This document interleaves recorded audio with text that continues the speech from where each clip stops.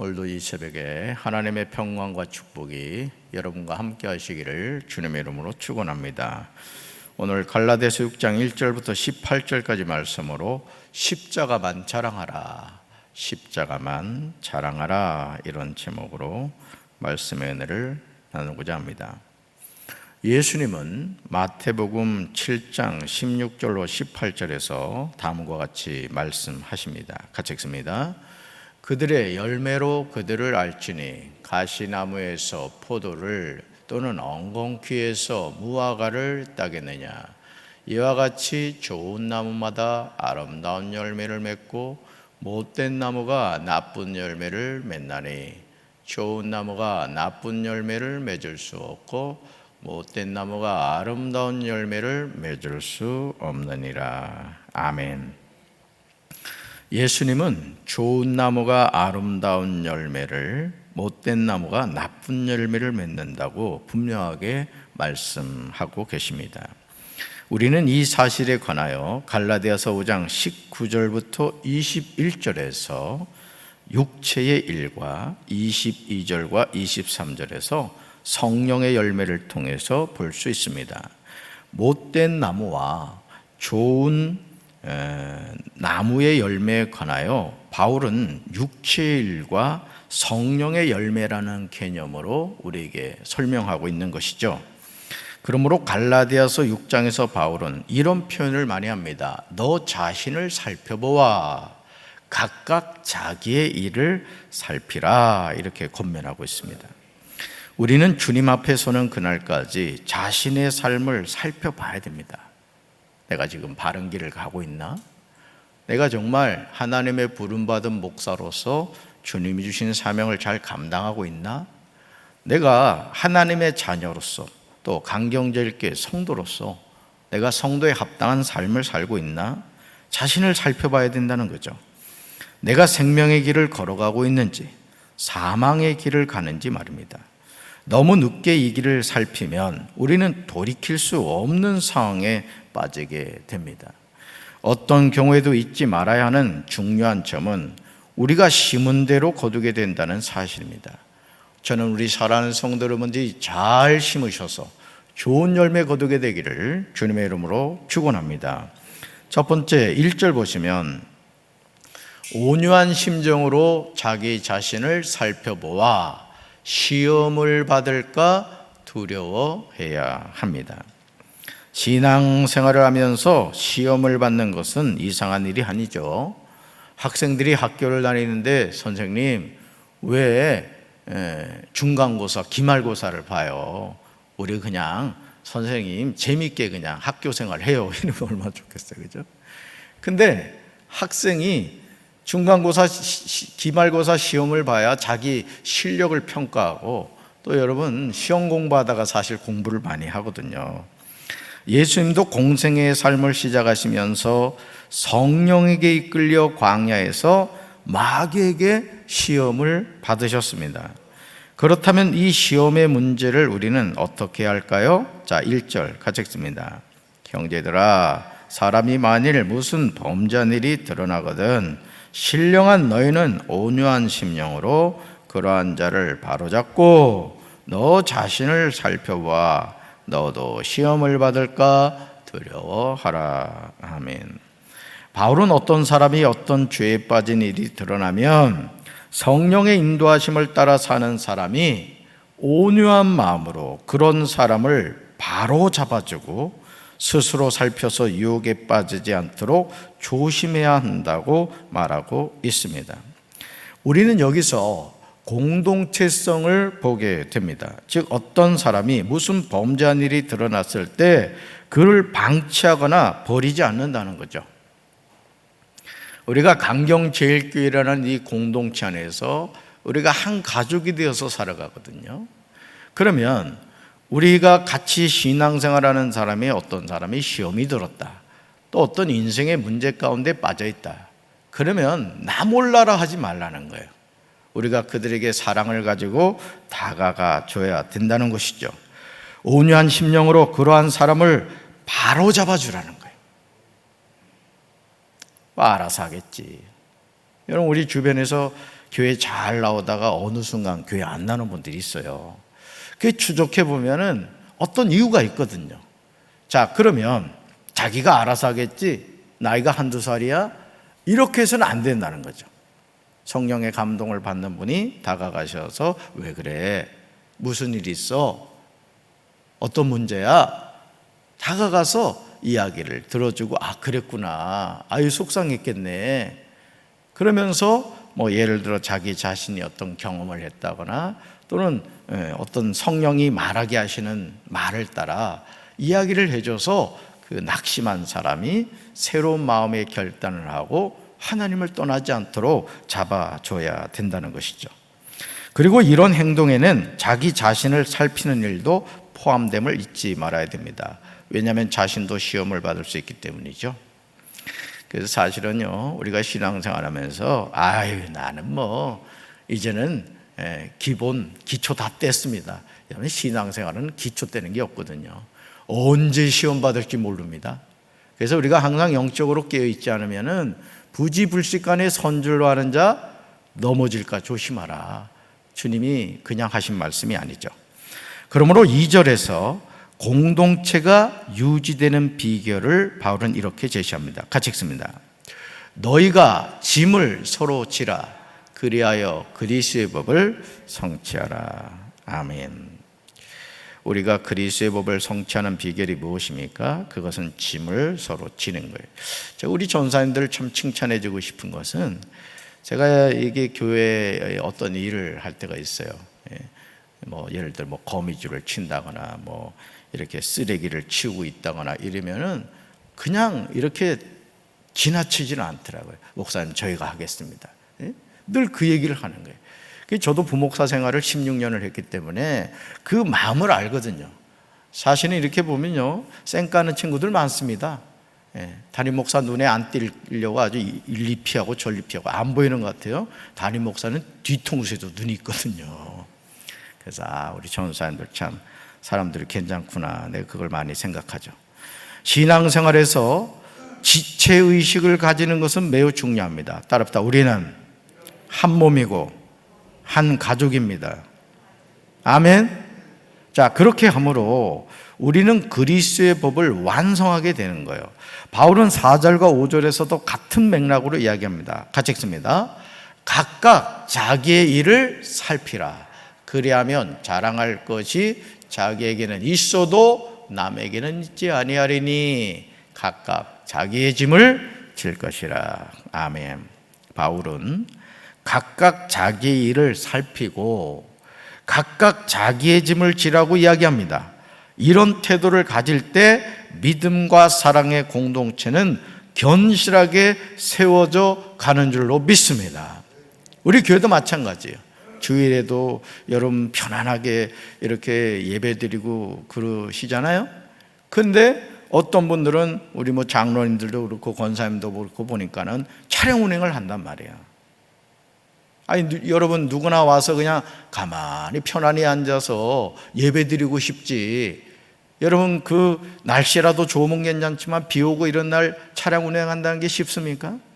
혹여나 여러분들 차량 이용하시는 분들 조금 불편함이 있더라도 여러분 그것 가지고 짜증내고 그러지 마세요. 차량 운행하는 분들에게 얼마나 수고가 많으시냐고. 진짜 눈깔 사탕이라도 하나 준비했다가 이렇게 그런 마음을 가지셔야 돼요. 아멘. 교회 모든 일이 그렇습니다. 교회 예배에 헌신하는 분들의 그 헌신과 수고가 있기 때문에 우리가 예배를 드리는 거거든요. 저는 우리 사랑하는 성도 여러분들이 이런 지체의식을 갖고 살게 되길 주님의 이름으로 축원합니다. 자, 두 번째 7절이에요. 사람이 무엇을 심든지 그대로 거두게 됨을 알고 바르게 심어야 합니다.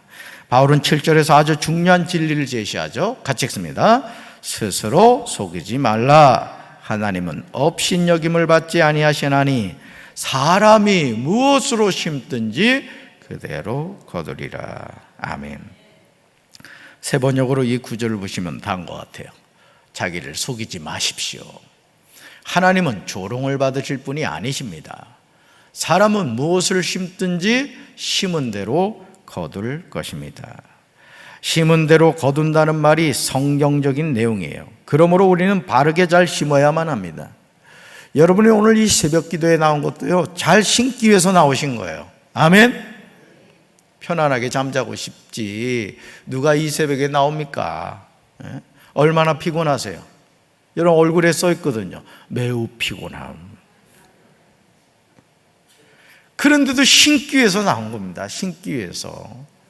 저도 부모님이 농사를 지으셨습니다만은 이 농부는요, 때가 되면요, 비가 오든 뭐 바람이 불든요, 밭으로 나갑니다. 왜요? 때를 놓치면 안 되거든요. 우리의 삶도 마찬가지입니다. 영적인 심음도 심어야 될 때가 있다는 것이죠.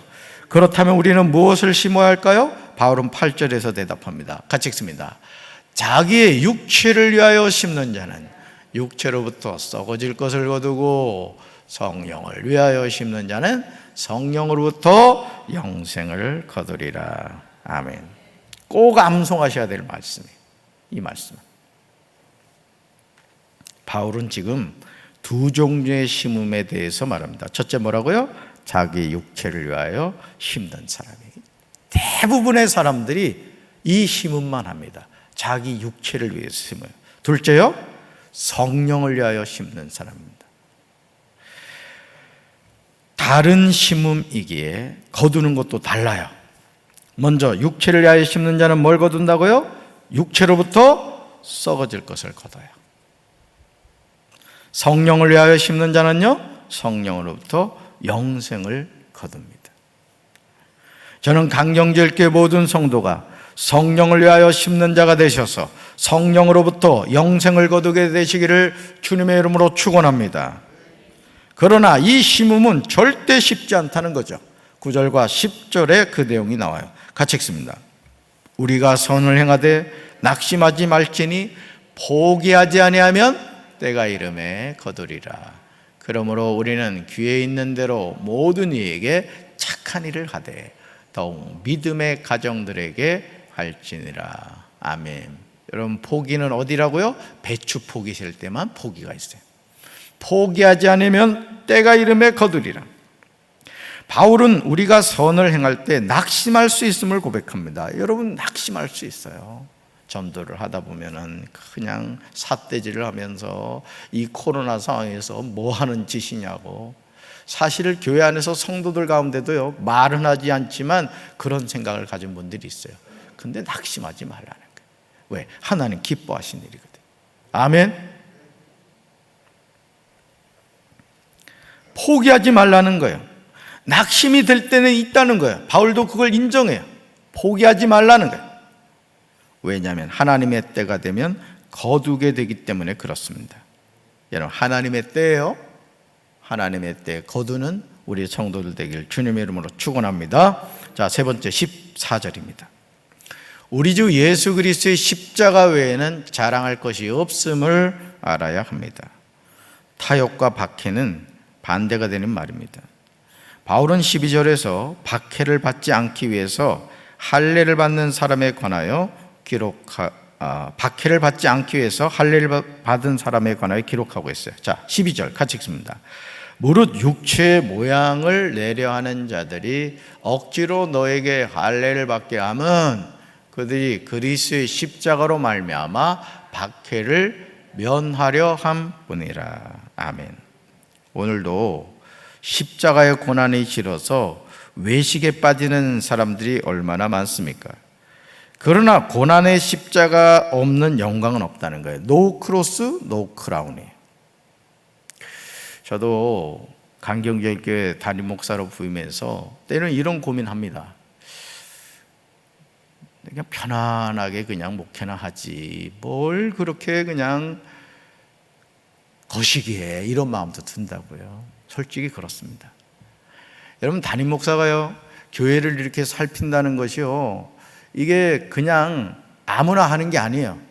근데 하나님이 제 마음에 그런 마음을 주시더라고요. 홍성제일교회에서도 리모델링을 했던 것이, 교회를 다녀보니까 이게 30년 가까이가 방치가 된 거예요. 보니까 이 강경제일교회도 부임해서 보니까 자꾸 보이는 거예요, 제 눈에.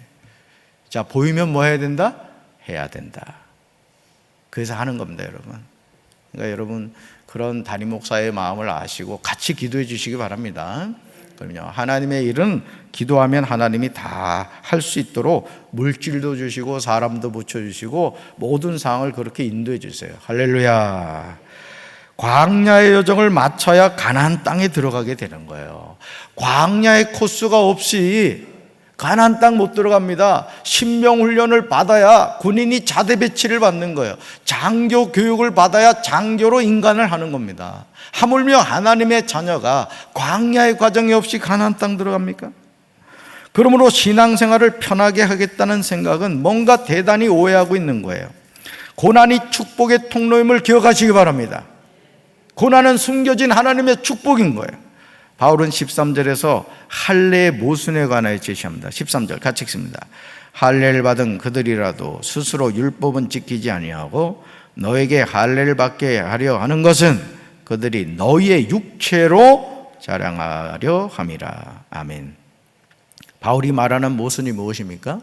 그것은 율법을 지키기 위해서 할례를 받았는데 오히려 스스로 율법을 지키지 않더라는 거죠.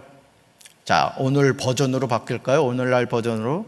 자, 하나님의 일을 하라고 장로로 세우고 권사로 세우고 집사로 세웠는데 직분을 딱 봤더니 그때부터 일을 안 하는 거예요. 여러분, 그 직분 어디다 갖다 씁니까, 여러분?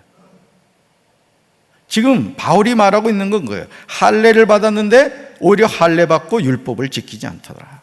결국 이들이 할례를 받게 하려 하는 이유는 그들이 할례를 받은 육체로 자랑하게 합니다, 이거예요. 자랑하게 합니다. 그러나 바울에게 자랑거리는 할례가 아니었다는 거예요.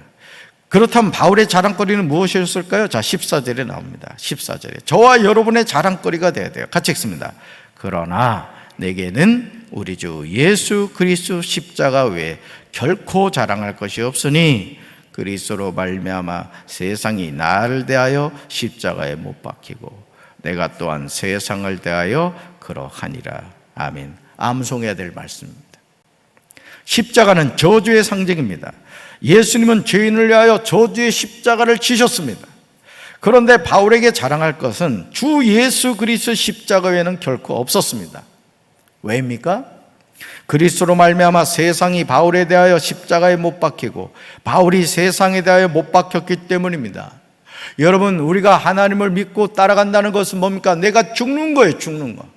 교회 안에서도 내가 죽어야 됩니다. 근데 교회 안에서 자꾸 살려고 하는 사람이 있어요. 세상에서는 한마디 말도 못하는 사람이 교회만 오면 그냥 뭔가 자기가 한마디 하겠다, 이거. 그냥 끝까지 겸손하시기 바라요. 제가 하나님 앞에 늘 기도하는 것 가운데 하나가 하나님, 겸손으로 허리를 동이게 해주세요. 제가 하루도 빼놓지 않고 기도할 때마다 이 기도를 합니다. 왜요? 목사가 교만해지면 망하는 거예요, 여러분. 여러분도 마찬가지입니다, 여러분. 벼가 이길수록 고개를 숙이듯이 끝까지 겸손해져야 돼요. 마귀가 자꾸 충동질 하거든요. 막 혈기 부리게 하고 말이에요. 여러분, 모세가 혈기 부렸다 가나안 땅 못 들어간 거 아시죠? 죽어야 돼요. 자꾸 죽어야 돼요. 저는 저와 여러분이 바울의 이 고백을 할 수 있게 되길 주님의 이름으로 축원합니다. 나의 자랑은 오직 주 예수 그리스도의 십자가가 되어야 돼요. 15절에서 바울은 참으로 중요한 것이 무엇인가를 제시하죠. 15절 같이 읽습니다. 할례나 무할례가 아무것도 아니로되 오직 새로 지으심을 받는 것만이 중요하니라. 아멘. 오직 새로 지으심을 받는 것만이 중요하다. 이게 뭐죠? 예수 그리스도를 통해서 거듭나야 한다는 거예요. 새로운 피조물이 돼야 된다는 거예요.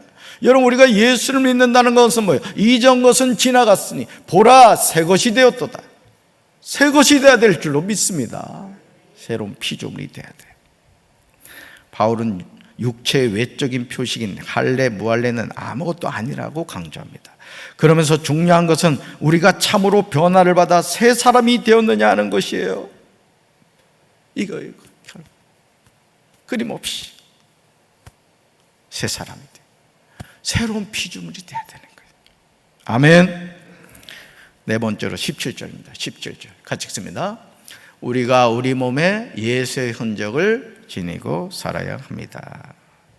바울은 16절에서 강구하고 있습니다. 같이 읽습니다.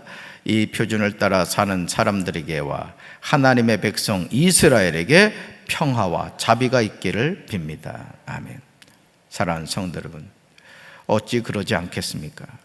하나님의 약속을 붙잡고 사는 사람에게 하나님 주신 평강과 긍휼이 있습니다. 여러분, 이 평안은요 절대 돈 주고 사지 못해요. 제가 말씀드렸잖아요. 신학교 다닐 때 얼마나 불안한지, 도서관에 가서 책을 보는데도 마음이 불안해가지고 책이 읽을 수가 없는 거예요. 그래서 제가 이 명치 밑을 한번 열어보고 싶었다니까요. 분명히 이 명치 밑에 뭔가가 있다, 막 또 그런 마음을 갖고 만져보면 또 잡혀요. 그죠? 그래가지고 채플 그 지하 기도실 가가지고 내 영혼의 극히 깊은 데서 맑은 가락이 울려나네 평화를 눈물을 줄줄 흘리면서 평화 달라고. 그때 어느 날 제 마음에 이 가슴에 있었던 게 사라지더라고요. 할렐루야. 17절에서 바울은 놀라운 고백을 해요. 17절 같이 읽습니다.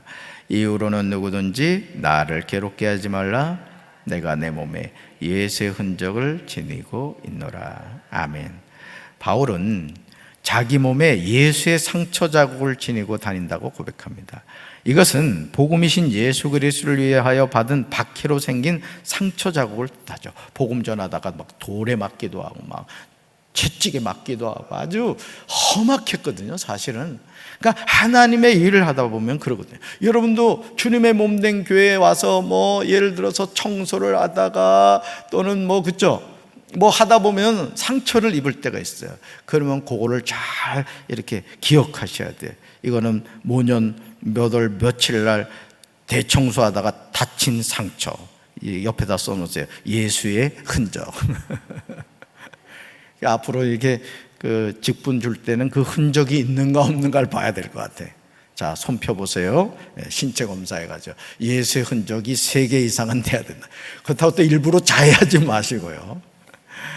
여러분, 바울의 이 마음이 얼마나 귀합니까? 불평하기 쉽잖아요. 내가 하나님의 일을 하다가 매맞고 상처를 입었다. 하나님 이럴 수가 있습니까? 그럴 텐데 바울은 오히려 그걸 뭐라고 고백해요? 예수의 흔적이다, 이렇게 말해요. 우리가 주님의 일에 헌신하는 가운데 이런 예수의 흔적을 지니게 되시기를 주님의 이름으로 축원합니다. 이사야 53장 5절은 하나님의 놀라운 사랑을 보여주는 말씀이죠. 하나님의 사랑의 흔적이에요. 우리 잘 아는 말씀이죠. 같이 읽습니다. 그가 찔림은 우리의 허물 때문이요 그가 상함은 우리의 죄악 때문이라. 그가 징계를 받음으로 우리는 평화를 누리고 그가 채찍에 맞음으로 우리는 나음을 받았도다. 아멘.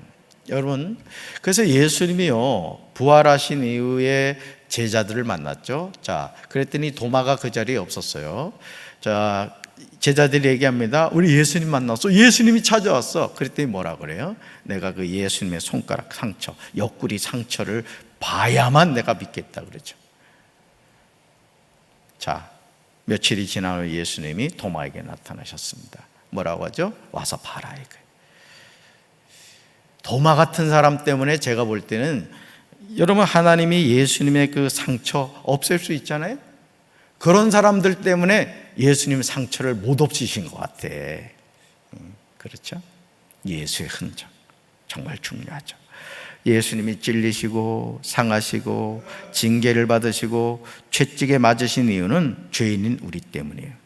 그러니 우리가 우리 몸에 예수의 흔적이 없다는 것은 말이 되지 않습니다. 이제 우리는 십자가의 사랑을 붙잡고 믿음으로 결단해야 할 줄로 믿습니다. 예수의 흔적을 지닌 목사, 예수의 흔적을 지닌 성도들이 되어야 될 줄로 믿습니다. 강경제일교회 역사 가운데 그냥 이름 없이 빛도 없이 가는 것도 중요하겠지만 기억하신 바가 되는 성도, 기억하신 바가 되는 목사가 되어야 되지 않겠습니까? 저는 그런 우리 사랑하는 성도들 되기를 주님의 이름으로 축원합니다. 우리가 주님의 일을 할 수 있는 시간이 그렇게 많지 않아요. 주님이 우리의 생명 언제 거둬갈지 몰라요. 깨어 기도하셔서 우리 강경제일교회를 아름답게 세워가는 일에 쓰임받는 우리 성도들 되기를 주님의 이름으로 축원합니다. 가슴에 손을 얹겠습니다. 하나님 아버지, 바울은 저주의 십자가를 자기 자랑이라고 했습니다. 예수의 흔적을 지니고 있다고 고백했습니다. 오늘 우리가 이 땅을 살면서 우리는 무엇을 자랑하고 있습니까? 심은 대로 거두게 하신다고 했습니다. 육체를 위하여 심는 자가 아니라 성령을 위하여 심는 자가 되게 하여 주옵소서. 그래야 성령으로부터 영생을 거두는 하나님의 백성들 되게 하여 주시옵소서. 예수님의 이름으로 간절히 기도합니다. 아멘.